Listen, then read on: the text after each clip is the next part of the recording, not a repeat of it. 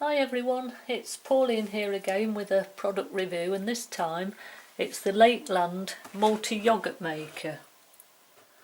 And I've taken it out of the box and I shall just show you what you get in the pack. It's got a lid, an inner lid, a filter strainer and two different size containers, a small blue and a large white, and the strainer fits both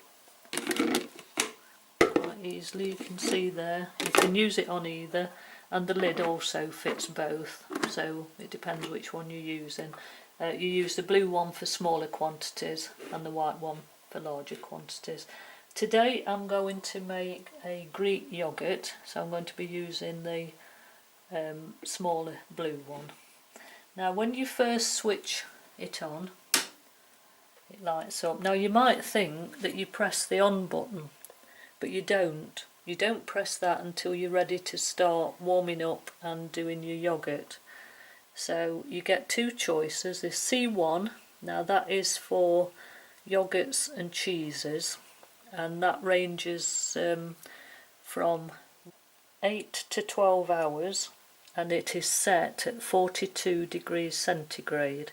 Now if you press the up arrow, you get C2. Now this is for messing about with your own different things, and this ranges from 25 degrees centigrade to 65, and you can have 1 to 99 hours. Now I have used that. I made some kefir type yoghurt drink with grains, and it worked quite well. I set it for 12 hours on the lowest, which was 25 degrees, and it made a very nice creamy yoghurt kefir drink. But you don't have to. Kefir can be made at room temperature in a kitchen, so but it's worth a play about if you want to try different things. So today I'm going to use the C1, and you press set, so that sets you at using C1, and like I say, it is set at 42 degrees. If you do choose the C2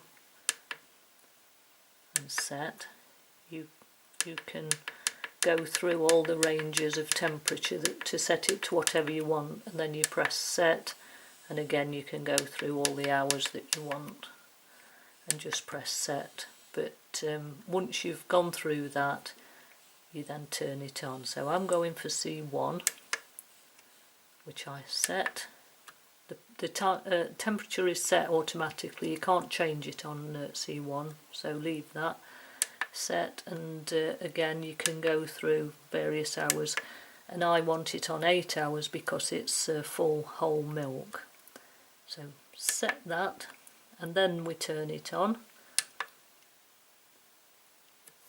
and it sets to the 8 hours, and that will start warming up now, ready to put the yoghurt in. So I'll just leave that there while we put the yoghurt on the go. So what I've got here is milk, which I brought up to the boil, and then you have to cool it down to a temperature of about 32 degrees. The book tells you everything you need to know.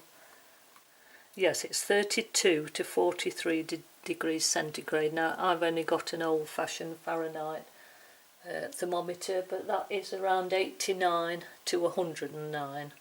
So that's cooled down. It's taken it quite a long time, so that's cool. And into that I'm going to add 100 ml of natural yoghurt. Now when I first did it, I had to buy a natural yoghurt at the shop, but when I then made my yoghurt, I froze some of it. I froze 100 ml, which I'm now using for my next batch. So that's there, it's thawed out, brought it up to room temperature, and I'm going to pop it into this milk.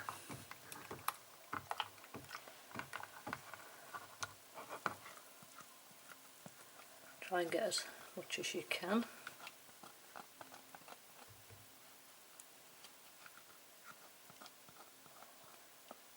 There we go. It's a good mix up,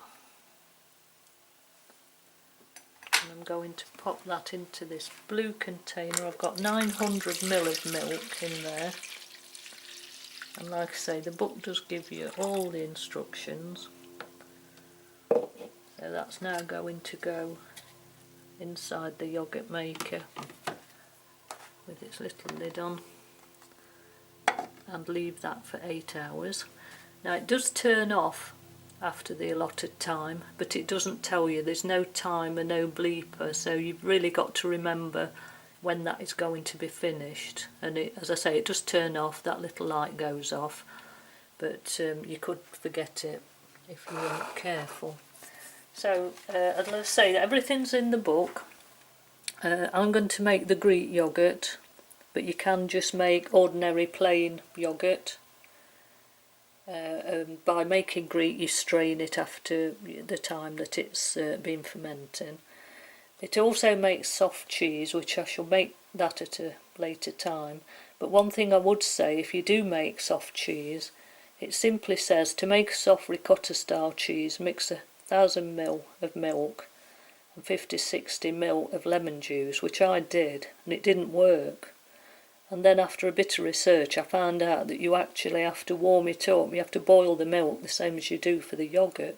You don't just put it in cold, and it doesn't actually specify that, so do remember that. But as I say, we'll make the cheese another time. So we'll leave that to cook, and we'll come back when it's been on for 8 hours. Okay, so it's done for the 8 hours, and as you can see, it's turned itself off, and I've switched it off at the plug. As you can see, there's some condensation inside there, and there will also be condensation inside this lid. So if you can, it doesn't matter if you can't, and it doesn't matter if it dribbles back into the yoghurt, but if you can get that off without the water going back in, that helps. So we'll just take that off, and as you can see, it all dribbles out. And in there, if we just lift it out, you can see the yoghurt. Now you can see that there's some liquid there, that's the whey. Now if you just want normal natural yoghurt, just stir that in and mix it up. But what I want to make this time is thick Greek yoghurt. So I'm going to actually take it out, and I've put the sieve into the white tub. I'm just going to tip it in, and this will drain away the whey to make the Greek yoghurt. So tip all that in there.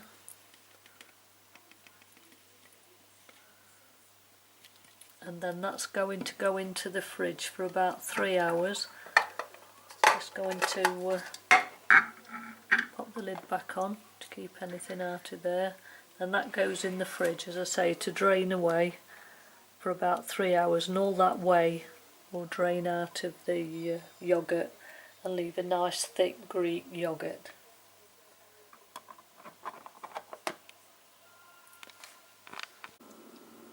So that's been in the fridge now for just about 3 hours, and it's all drained away. When we lift up the top there, can you see the whey in the bottom? That's all that's drained out of it, leaving this lovely thick Greek yoghurt. Now if you think that's too thick, you can add a little bit of that whey back into it and mix it up, make it a bit thinner, but I think that's quite nice, that's quite lovely.